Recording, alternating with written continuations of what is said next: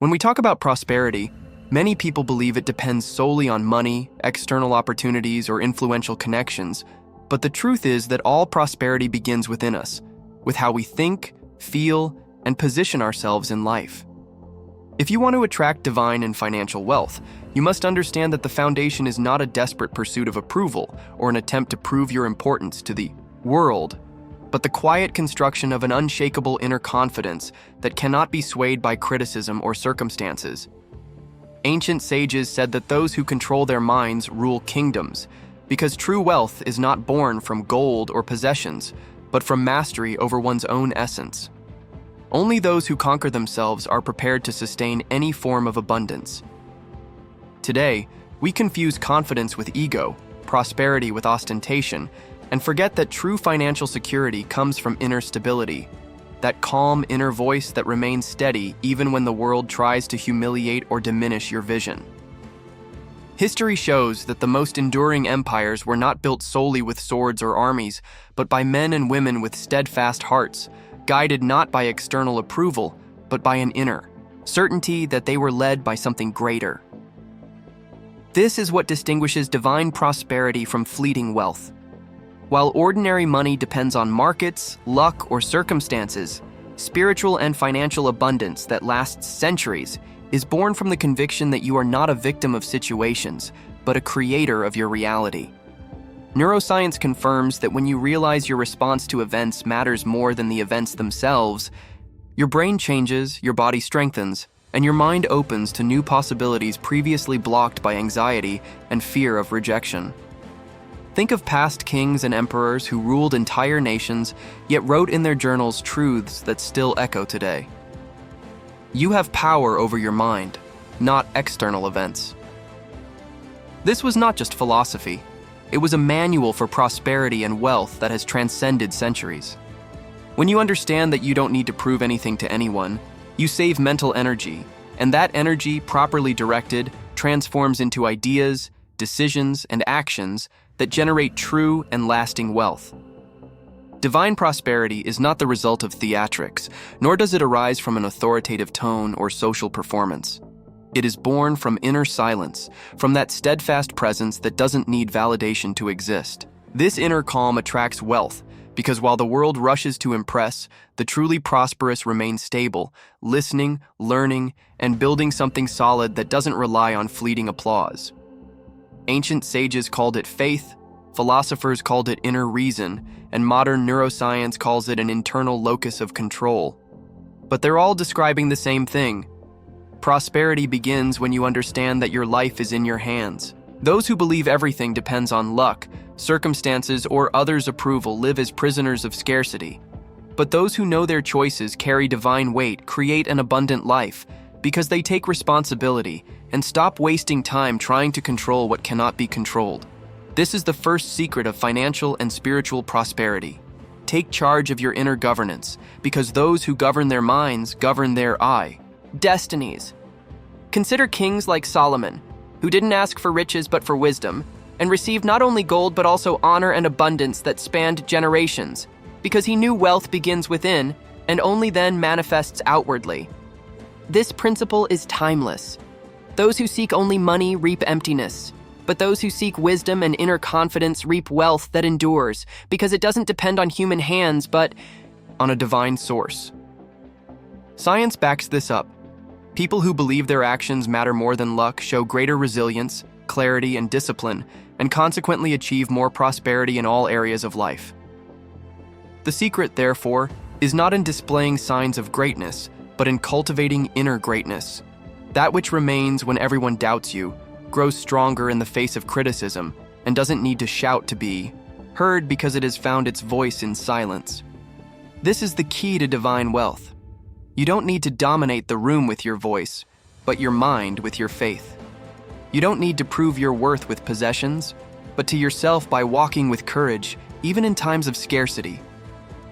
True prosperity flourishes when you admit you don't know everything, that you can learn, that you can change direction, because this humility opens doors that pride closes, and those who are flexible in life find paths the arrogant will never see. Thus, the prosperous do not fear being wrong, because they know even mistakes can lead to growth, losses can yield wisdom, and failures can generate prosperity if seen as lessons. This is one of the oldest secrets that has spanned empires. Conscious.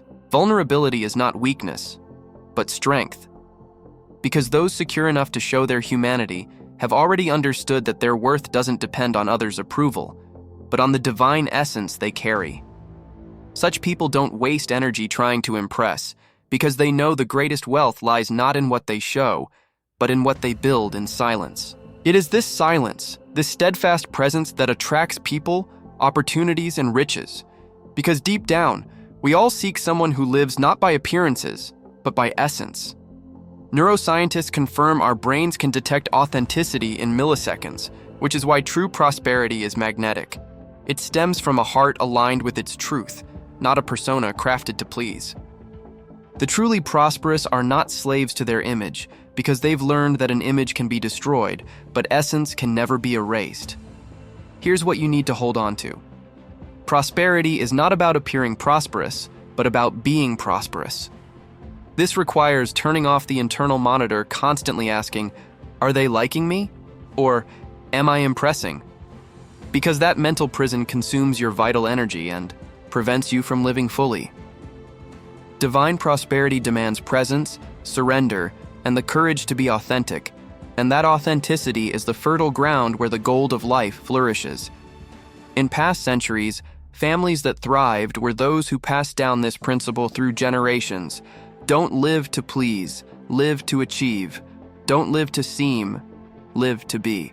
What science today calls mental freedom, the ancients called peace of mind.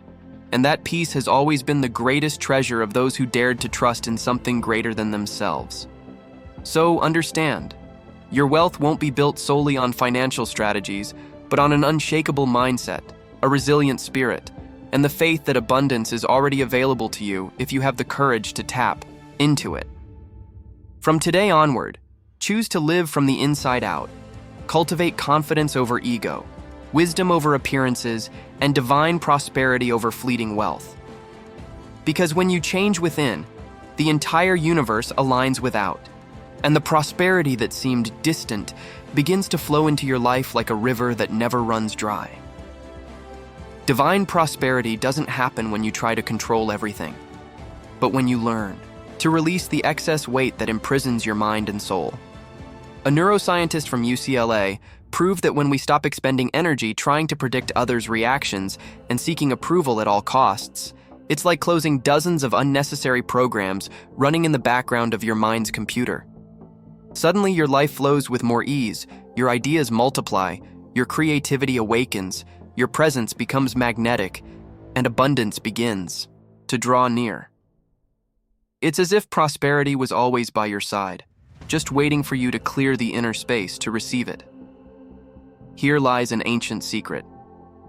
Prosperity is not achieved by trying to impress, but by living with authenticity. When you stop trying to seem interesting, you become naturally interesting. When you stop desperately seeking love, you become truly lovable. When you stop chasing wealth, you discover that wealth was already chasing you. This is the energy of abundance, an energy that doesn't stem from lack, but from the genuine surrender of who you truly are. But this path requires courage, because it means accepting that not everyone will like you, not everyone will understand you, and not everyone will applaud your growth. Divine prosperity is about letting go of the dream of universal approval and choosing authenticity, even if it comes at the cost of being misunderstood. Think of Ignaz Semmelweis in 1862, ridiculed for defending an unpopular truth, that doctors needed to wash their hands before surgery. He was mocked, rejected, and ostracized, but he stood firm because he knew the truth was worth more than his reputation. Decades later, his ideas saved millions of lives, proving that those who uphold the truth with courage always plant seeds of eternal prosperity. The same applies to you. When you choose to live according to your essence, even if ridiculed at first, you're already building wealth that will span generations. Philosophers called this a free spirit, people who dare to think for themselves, independent of the crowd's consensus. And divine prosperity has always followed such spirits, because they don't trade their integrity for approval. History shows that every great truth goes through 3 stages. First, it's ridiculed, then opposed, and only later accepted as obvious. The same happens with those who seek true prosperity. At first, many will doubt you, laugh at your dreams, and say it's impossible. But when you stay true to what you believe, life itself validates your vision, and what seemed impossible becomes evident. This is the price of spiritual and financial abundance. Being willing to walk the narrow path of authenticity, even if it costs you applause. And the paradox is that when you stop seeking to be understood by everyone, you become deeply understood by those who truly matter. When you stop diluting your essence to fit others' standards, you attract people and opportunities aligned with your true mission. But this is only possible when you realize that your integrity is worth more than your popularity, and your faith is worth more than your image. The great mistake of those seeking prosperity is believing that confidence can be manufactured, trained like a performance, or built on techniques or repetition. But forced confidence is just disguised insecurity. It's like trying to build a castle on quicksand. It may look solid on the outside, but it's sinking within. True prosperity doesn't need to be fabricated because it's your original nature, buried only by layers of fear, judgment, and the pursuit of approval. Buddhism has taught this for millennia. While you try to be confident, you're affirming to yourself that you're not. While you seek self-esteem, you reinforce the belief that you're insufficient. And the more you chase confidence, the more it slips through your fingers.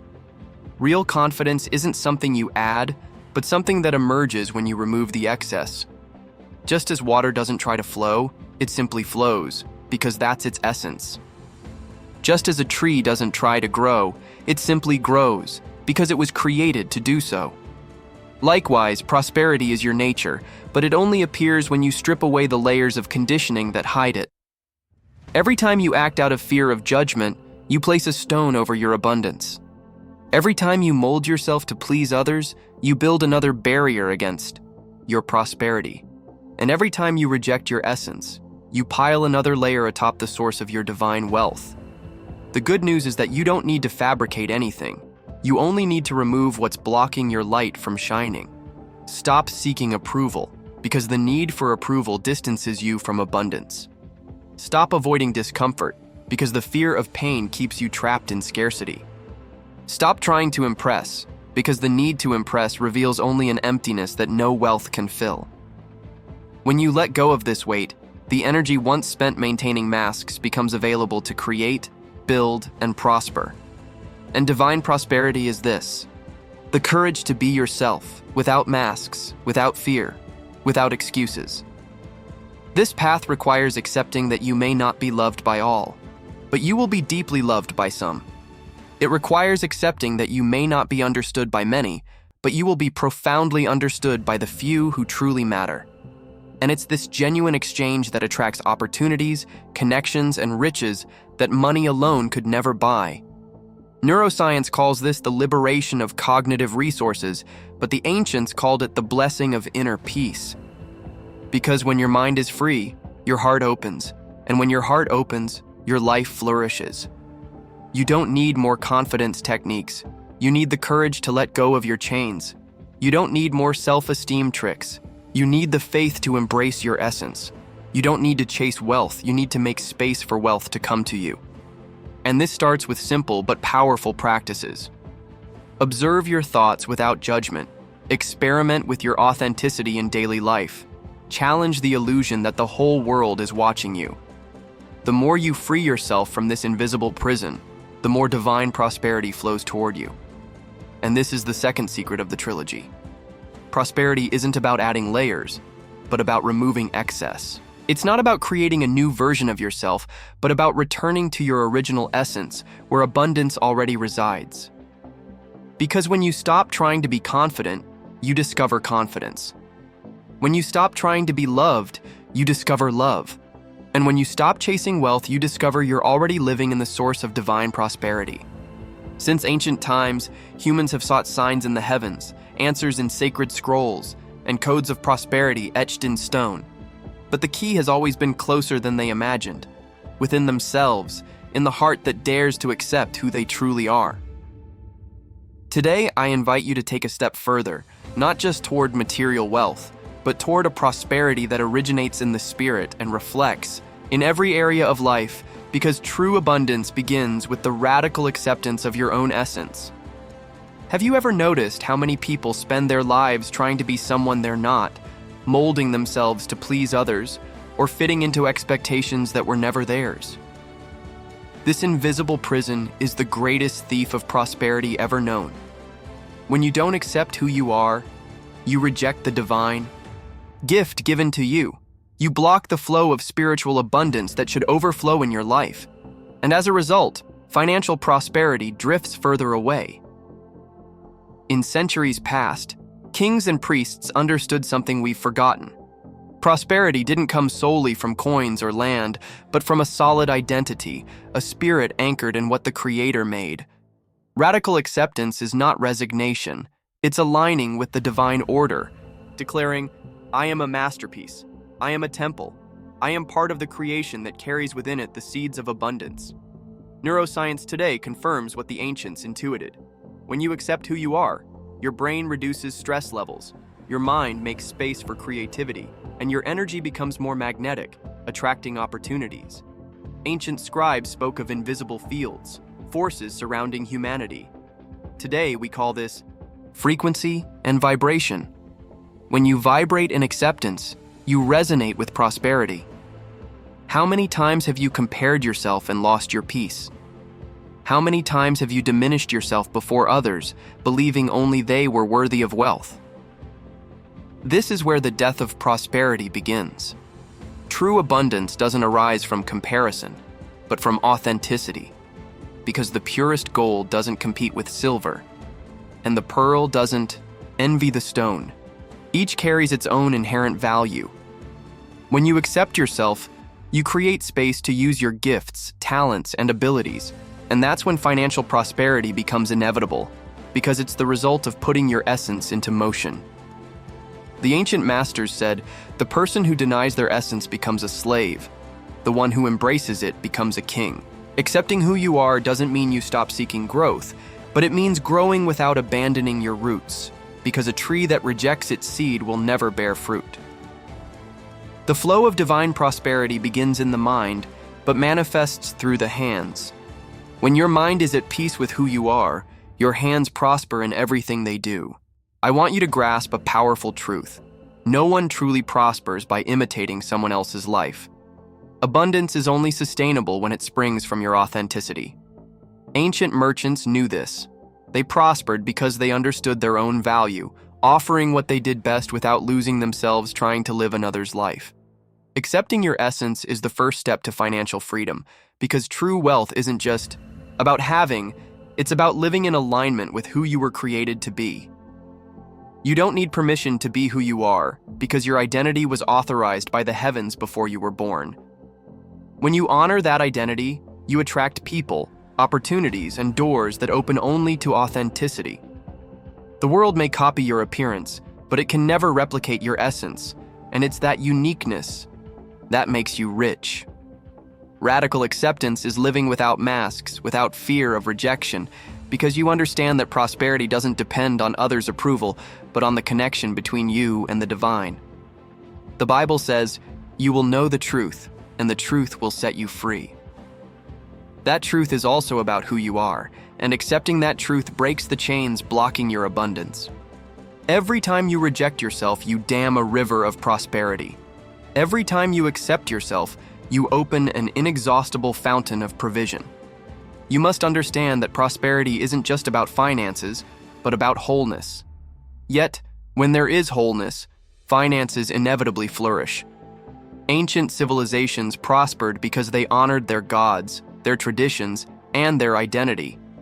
Today, you need to reclaim that practice. Honor your story, your aura, essence, your creation. Radical acceptance is a daily practice. It's looking in the mirror and saying, "I am enough." It's giving thanks for what you already have. It's recognizing that your life already carries the seed of abundance. And when gratitude meets acceptance, prosperity multiplies, because you attract more of what you value. Kings of old didn't become kings just because of their crowns, but because of their conviction and their identity. That's what you need to awaken in yourself. The invisible crown of prosperity already rests on your head. You don't need to wait for the perfect moment, for everyone to accept you, or for external conditions to prosper. You only need to accept your essence and set in motion what's already within you. The time for rejection is over. The time for hiding is over. This is the time to rise with courage and declare, I accept who I am, I accept my mission, I accept the prosperity that belongs to me. When that acceptance becomes non-negotiable, your entire life transforms, because the universe responds to those aligned with their essence. Accept yourself today, because prosperity isn't tomorrow. It begins the moment you decide to honor who you are. Just as an empire cannot be built by denying its foundations, your life cannot prosper if you reject the roots of your identity. And remember, the greatest wealth isn't what you accumulate, but who you become. When you become whole, material wealth becomes merely a reflection of a prosperous soul. Today, faced with this call, you can choose to keep hiding, or you can choose to accept yourself and step into the flow of divine abundance. The decision you make now will draw the line between a life of scarcity and a life of prosperity. Don't run from who you are, because it's in that authenticity that the prosperity of centuries past finds life in the present. Accept yourself, honor yourself, recognize yourself, because prosperity isn't a distant destination, it's a state of being you. Activate the moment you connect with your essence. And when that connection comes alive, nothing can stop you from prospering, because you'll be living the original design for which you were created.